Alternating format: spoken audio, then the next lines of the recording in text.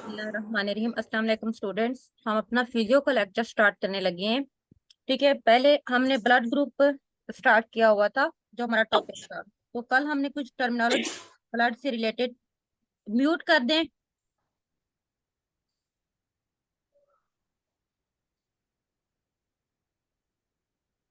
तो कल हमने कुछ ब्लड ग्रुप से रिलेटेड टर्मिनोलॉजी डिस्कस की थी, जिसमें हमने देखा था कि एंटीजेंस क्या होते हैं, एंटीबॉडीज क्या होती हैं, उसके बाद एग्लूटिनिन्स क्या होती हैं, उसके बाद जो है ना एग्लूटिनोजेंस क्या होते हैं, और एग्लूटिनेशंस। ये सारी टर्मिनोलॉजी हमने कल डिस्कस की थी।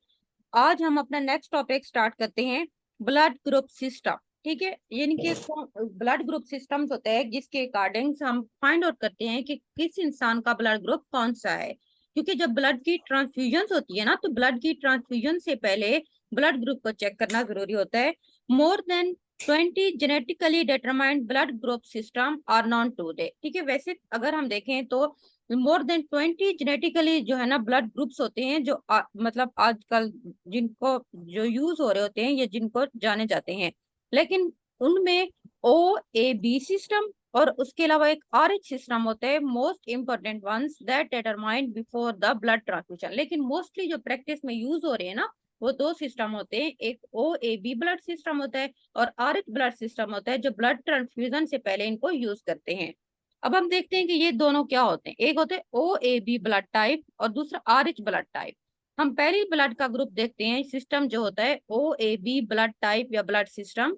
The OAB blood groups were the first to be discovered in 1900 and the most important is assuring safe blood transfusion। जो सबसे पहले जो ब्लड ग्रुप यूज हुआ था, ठीक है, जो सबसे पहले डिस्कवर हुआ था ब्लड की ट्रांसफ्यूजन को सेफली तौर पर, ताकि हम यकीनी बना सकें, तो जो सिस्टम था वो था AOAB ब्लड ग्रुप सिस्टम, जो 1900 में जिसको डिस्कवर किया गया था। In transfusion blood from one person to another person, the blood of the donors and recipients are normally classified into four major OAB blood type।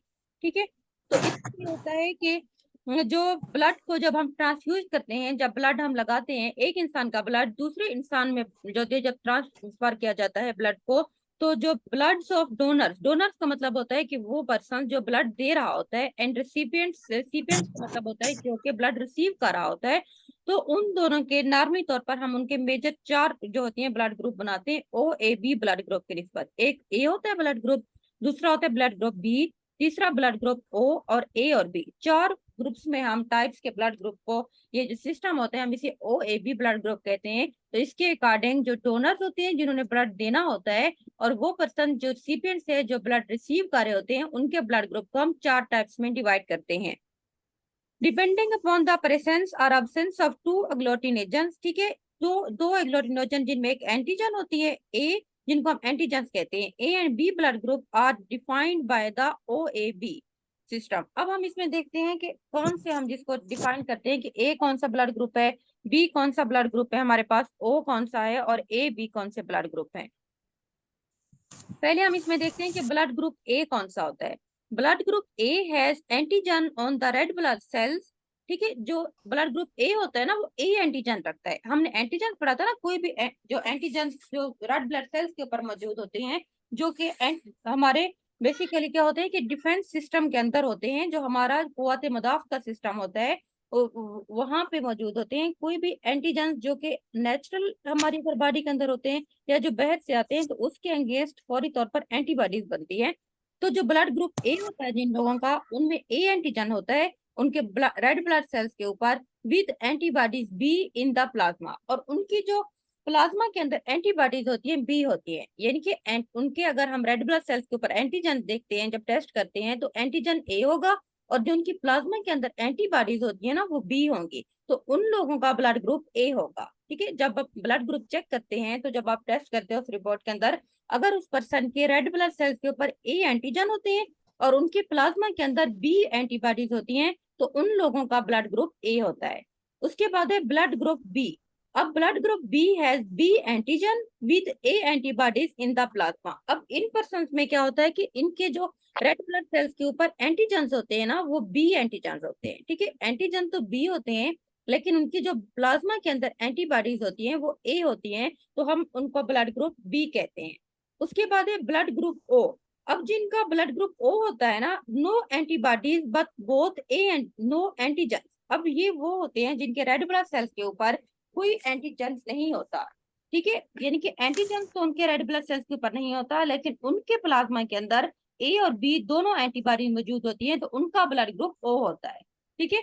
जो यानी कि आप एंटीजन देखोगे, अगर ए एंटीजन होगा तो ब्लड ग्रुप ए होगा और एंटीबॉडीज उसमें बी होगी। लेकिन अगर बी एंटीजन होगा लेकिन एंटीबॉडीज ए होंगी तो वो ब्लड ग्रुप हमारे पास बी होगा।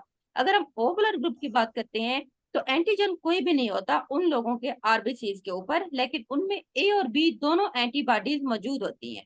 अब जिनका ब्लड ग्रुप ए और बी होता है उनमें क्या होता है, उन लोगों के अंदर बहुत ए और बी एंटीजन तो होते हैं उनके रेड ब्लड सेल्स के ऊपर, लेकिन उनमें कोई एंटीबॉडीज मौजूद नहीं होती। जब हम ये टेस्ट करते हैं इससे हमें पता चलता है कि कौन से पर्सन का ब्लड ग्रुप क्या है, ठीक है। यानी कि ब्लड ग्रुप जिनका ए बी होगा उनमें एंटीजन दोनों होंगे, ए और बी। उनका ब्लड ग्रुप ए बी है ना, तो हमने एंटीजन से देखना है, तो उनमें एंटीजन ए और बी दोनों है, तो ब्लड ग्रुप ए और बी है, लेकिन एंटीबॉडीज नहीं है। ब्लड ग्रुप ओ है ना, अब इसमें ए बी का जिक्र ही नहीं है, तो हम देखते हैं कि इसमें एंटीजन है ही नहीं, नो एंटीजन, लेकिन इनमें एंटीबॉडीज ए और बी मौजूद है। और बी जिनका ब्लड ग्रुप है उसमें बी एंटीजन है, और जिनका ए ब्लड ग्रुप होता है ए एंटीजन करता है, ठीक है। आपने इस तरह से इसको याद रखना है। उसके बाद अब हम आगे देखते हैं, ये आपको डायग्राम में नजर आ रहा है कि रेड ब्लड सेल्स के ऊपर जिनका ग्रुप ए होता है ए एंटीजन मौजूद होती है, जिनका ब्लड ग्रुप बी होता है उनमें बी एंटीजन होते हैं, जिनका ब्लड ग्रुप ए और बी होता है उनमें दोनों ए और बी एंटीजन होते हैं, और जिनका ब्लड ग्रुप ओ होता है उनके ऊपर नो यानी कि जीरो एंटीजन है, कोई एंटीजन मौजूद नहीं है। इसका ओ नहीं लिखा हुआ बल्कि ये जीरो है, नो हमने पढ़ा था कि ब्लड ग्रुप ओ है नो एंटीजन। अब एंटीबॉडीज इन द प्लाज्मा, अब जिनका ब्लड ग्रुप ए होता है उनके प्लाज्मा के अंदर बी एंटीजन मौजूद है, जब सॉरी एंटीबॉडीज जिनका ब्लड ग्रुप बी होता है उनके प्लाज्मा में ए एंटीबॉडीज मौजूद होती हैं, जबकि ए और बी के अंदर कोई एंटीबॉडीज मौजूद नहीं होती, और जिनका ब्लड ग्रुप ओ होता है उनके अंदर एंटीबॉडीज ए और बी दोनों मौजूद होती हैं। अब antigen in red blood cells के अंदर ए एंटीजन होते हैं, इनमें इनमें बी एंटीजन होता है, उन्होंने कलर बताया हुआ है कि कौन से है। उसके बाद जो रेड कलर का एंटीजन होता है ए, और इसमें बाद ये आपको ग्रीन कलर का बी नजर आ रहा है। उसके बाद जो ए और बी और इनमें कोई भी नहीं होते एंटीजन। उसके बाद हम दूसरा सिस्टम चेक करते हैं जो हमारे पास आर एच फैक्टर है, जिसको हम रिवर्सिस फैक्टर भी कहते हैं, ठीक है। तो इसकी बेस के ऊपर हमने किस तरह से डिस्कस करते हैं कि जो आर एच फैक्टर होता है जिसको हम जो होती है रिहोसिस फैक्टर कहते हैं, along with the OAB blood type system, the RH blood type system is also important when transfusion blood, ठीक है। जब ब्लड ट्रांसफ्यूज करते हैं फर्स्ट जो यूज होता है वो OAB ब्लड ग्रुप होता है, सेकंड जो होता है वो RH फैक्टर यानी कि RH जो जिसको हम रिहोसिस फैक्टर्स भी कहते हैं वो वाला ब्लड ग्रुप यूज होता है। RH factor is an antigen present in the RBC. RH factor basically क्या होता है, ये एक एंटीजन होता है जिसको RH एंटीजन का नाम दिया जाता है। ये जो आरबीसी के ऊपर मौजूद होता है ये एंटीजन होता है। RH फैक्टर बेसिकली एंटीजन है जो आरबीसी के ऊपर मौजूद होता है। There are many RH antigens but only the D is more antigen in human। वैसे तो RH अगर हम एंटीजन की बात करते हैं ना काफी ज्यादा होते हैं, लेकिन जो ह्यूमंस के अंदर मोस्टली यूज होने वाला होता है वो डी एंटीजन होता है। आपने याद रखना एमसीक्यूज में भी आपको भी आ सकता है कि ह्यूमंस के अंदर कौन सा RH एंटीजन यूज होता है, तो डी यूज होता है। The person having D antigen are called RH positive. अब हम कैसे हमें पता चलेगा कि कौन से पर्सन RH पॉजिटिव और कौन से RH नेगेटिव? वो पर्सन जिनमें डी एंटीजन मौजूद होता है उनके आरबीसी के ऊपर, तो उससे हमें पता चलेगा कि वो RH पॉजिटिव है। और जिनके विदाउट डी एंटीजन और जिनके प्लाज्मा जिनके रेड ब्लड सेल्स के ऊपर जो है ना डी एंटीजन नहीं होता है तो वो RH नेगेटिव होते हैं। This means that you can be one of the 8 blood group. अब हमारे पास टोटल 8 ब्लड ग्रुप होते हैं जिसमें से किसी भी इंसान का कोई एक ब्लड ग्रुप हो सकता है। पहला जो होगा, अगर ए जिनमें RH डी पॉजिटिव होता है उनको ए पॉजिटिव कहते हैं, ठीक है। और दूसरे ए जिनमें RH डी नेगेटिव होता है उनको हम ए नेगेटिव होता है उनका ब्लड ग्रुप। और जिनके ब्लड ग्रुप ए होता है, जिनका ए ब्लड ग्रुप होता है और उनमें RH डी जो फैक्टर होता है वो पॉजिटिव होता है, तो इनका ए प्लस होगा, ठीक है। अगर हम जो फर्दर अगर ब्लड ग्रुप की बात करते हैं तो 8 ब्लड ग्रुप होते हैं। ए पॉजिटिव होता है, ए नेगेटिव भी होता है, बी पॉजिटिव होता है, बी नेगेटिव होता है, O positive, O negative, A B positive और ए बी नेगेटिव। अब ये हम कैसे इसको कैलकुलेट करेंगे, हमें कैसे पता चलेगा? हमने पहले दो सिस्टम पढ़े हैं ना, जिसमें हमारे पास एक ओ ए बी ब्लड ग्रुप का सिस्टम था और दूसरा हमारे पास आर एच फैक्टर था। अब जिनका ब्लड ग्रुप ए बी होता है और उनमें आर एच डी जो फैक्टर है वो भी पॉजिटिव है, तो उनका ब्लड ग्रुप ए पॉजिटिव होगा। जबकि वो जिनका ब्लड ग्रुप ए तो होता है लेकिन उनके अंदर जो आर एच फैक्टर होता है वो नेगेटिव है, तो हम उसको ए नेगेटिव कहेंगे। इस तरह बी का है, उनमें बी जो होता है ब्लड ग्रुप है उनका और उनमें आर एच फैक्टर पॉजिटिव है, इनके दोनों चीजें हम देखेंगे। उनका ब्लड ग्रुप तो बी बी भी है और उनका आर एच फैक्टर पॉजिटिव है, तो हम उसको बी प्लस कहेंगे। और ऐसे जिनका ब्लड ग्रुप बी है लेकिन उनमें आर एच डी जो फैक्टर है वो नेगेटिव है, तो ब्लड ग्रुप बी होगा। और आर एच डी, अब जो जिनमें आर एच डी पॉजिटिव होता है, ठीक है, अब जिनके ओ ब्लड ग्रुप है ना, ओ ब्लड ग्रुप के अंदर एंटीजन तो मौजूद ही नहीं होते, लेकिन उनमें आर एच फैक्टर अगर पॉजिटिव होगा तो वो ओ होगा, और जिनमें आर एच नेगेटिव होगा तो वो नेगेटिव होगा।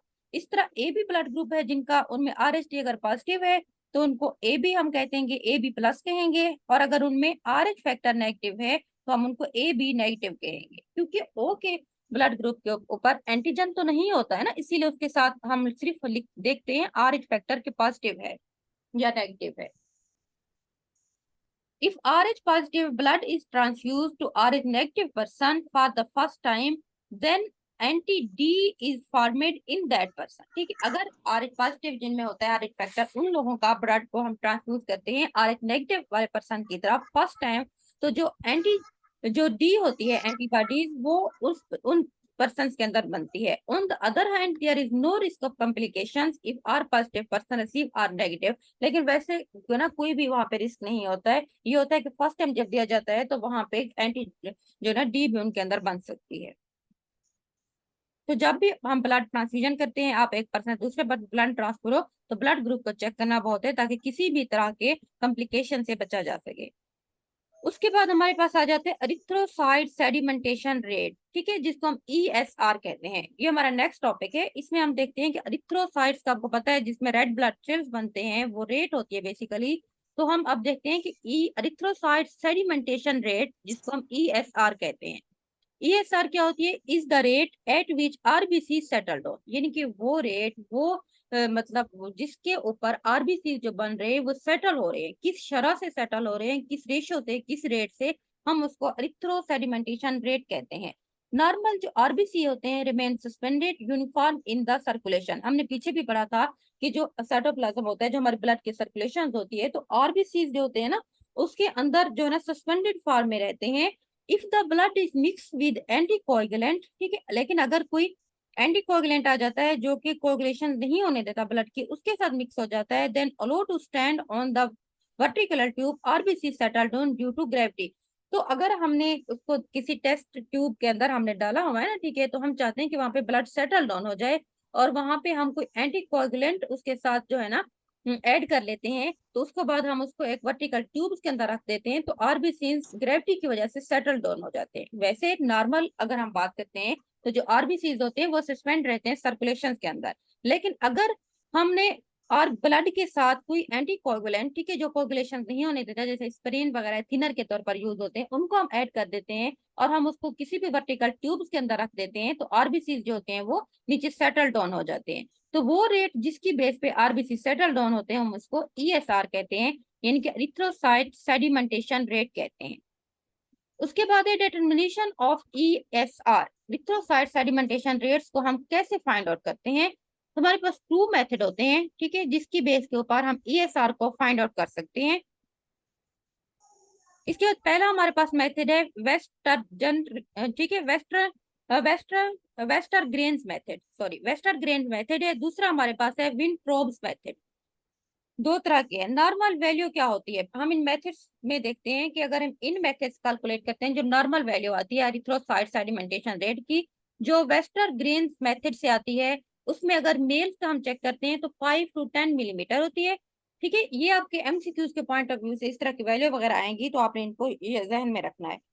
उसके बाद है फीमेल्स के अंदर जो है ना 10 to 15 मिलीमीटर वेस्टर्न मेथड के अकॉर्डिंग एरिथ्रोसाइट सेडिमेंटेशन की वैल्यू है। अगर आपसे पूछते हैं कि ESR की वैल्यू, अब उन्होंने दोनों मेथड में भी चेंज बताई है। वेस्टर्न ग्रेन्स मेथड में जो मेल्स के अंदर वैल्यू है ना ESR की, वो 5 to 10 मिलीमीटर है, जबकि जो फीमेल के अंदर है ना वो 10 से 15 मिलीमीटर है।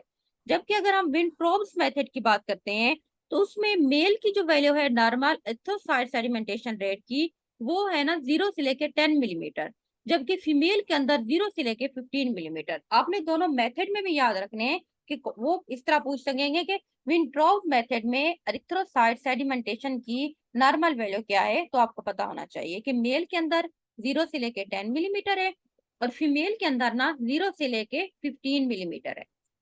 उसके बाद हम देखते हैं कि फैक्टर कौन से हैं जो इफेक्ट करते हैं ईएसआर को। जब हम एरिथ्रोसाइट सेडिमेंटेशन रेट जाहिर सी बात है कैलकुलेट करते हैं तो बहुत सारे फैक्टर होते हैं जो इसके ऊपर इफेक्ट कर रहे होते हैं।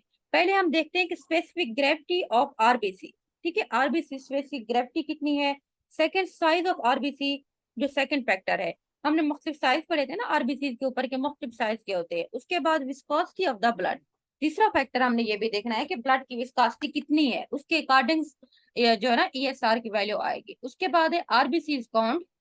उसके बाद ऑक्सीजन की कंसंट्रेशन कितनी है ब्लड के अंदर मौजूद है। कोलेस्ट्रॉल लेवल आ जाते हैं उसके अंदर कि कितना है उस पर्सन के अंदर। उसके बाद देखते हैं कि टेम्परेचर। ठीक है, टेम्परेचर चेक करते हैं कि उसका टेम्परेचर कितने है, क्योंकि टेम्परेचर ज्यादा होता है तो जो थर्मो रेगुलेशन हो जाती है तो ब्लड का फ्लो ऑटोमेटिक ज्यादा होता है, तो उसके साथ हमने तो ये फैक्टर भी आ जाता है कि हमने टेम्परेचर भी देखना होता है। उसके बाद है इन्फेक्शन। ठीक है, ये भी एक फैक्टर आ जाता है ना कि कोई पर्सन अगर किसकी वजह से उसको इन्फेक्शन हो गया तो जाहिर सी बात है उसका इम्यून सिस्टम तो पहले वीक होगा ना, तो ये सारे फैक्टर उसमें आ जाएंगे। उसका ब्लड पे भी इफेक्ट होगा उस इन्फेक्शन की वजह से, उसके आरबीसी के ऊपर भी उसका इफेक्ट आ जाएगा। तो ये सारे फैक्टर होते हैं जिनको हम जहन में रखते हैं जब आरबीसी की वैल्यू को कैलकुलेट करते हैं। उसके बाद है कि ब्लड कोएगुलेशन। ब्लड कोएगुलेशन का मतलब होता है क्लॉटिंग, यानी कि ब्लड को क्लॉट किस तरह से करना है। जैसे हमें कुछ जख्म हो जाता है ना तो ब्लड का फ्लो होता है तो हम उसको रोकते हैं, तो बेसिकली वहां पे दोबारा क्लॉट्स बन जाते हैं, तो वो हमारे ब्लड के फ्लो को रोक देते हैं, उसको हम ब्लड कोएगुलेशन कहते हैं। कोएगुलेशन और clotting of the blood is the process of conversion of soluble plasma fibrinogens into insoluble fibrin substance to form a clot। अब एक फेब्रिनोजन एक प्रोटीन होती है बेसिकली जो हमारे प्लाज्मा के अंदर मौजूद होती है, ये सोल्यूबल फॉर्म के अंदर होती है।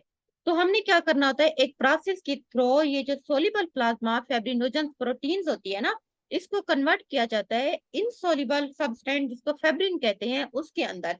अब जो फेब्रिन होता है ना वो बेसिकली क्लॉट बनाता है। तो ये सारा जो प्रोसेस होता है हम इसको ब्लड क्लॉटिंग या कोएगुलेशन कहते हैं। ठीक है, यानी कि एक प्रोटीन्स होती है जिसको हम फेब्रिनोजन प्रोटीन्स कहते हैं जो हमारे प्लाज्मा के अंदर मौजूद होती हैं। एक प्रोसेस के थ्रू ये जो सोल्यूबल प्रोटीन्स होती है वो एक इनसोल्यूबल सब्सटेंस जिसको फेब्रिन कहते हैं उसके में कन्वर्ट हो जाती है। ठीक है, तो उसके बाद उसके अंदर वो कन्वर्ट हो जाती है, तो उसके बाद जाके वो बड़ा हमारे पास जो है ना एक क्लॉट बन जाता है जिसको हम ब्लड कोएगुलेशन कहते हैं। उसके बाद हमारे पास है कि स्टेज ऑफ ब्लड क्लॉटिंग।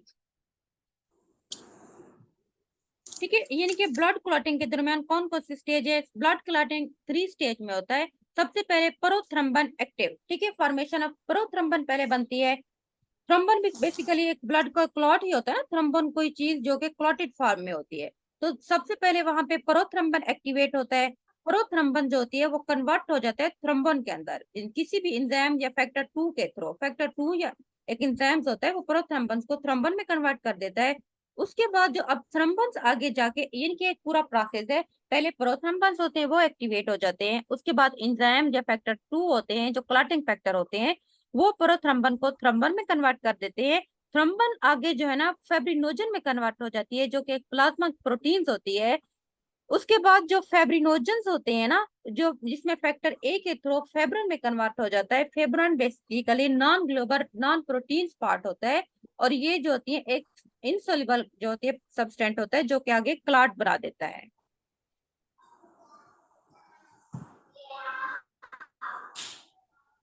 उसके बाद हमारे पास है नेक्स्ट हम देखते हैं कि फैक्टर जो प्रिवेंट करते हैं कोएगुलेशंस को और वो फैक्टर जो इंक्रीज कर रहे होते हैं कोएगुलेशंस को।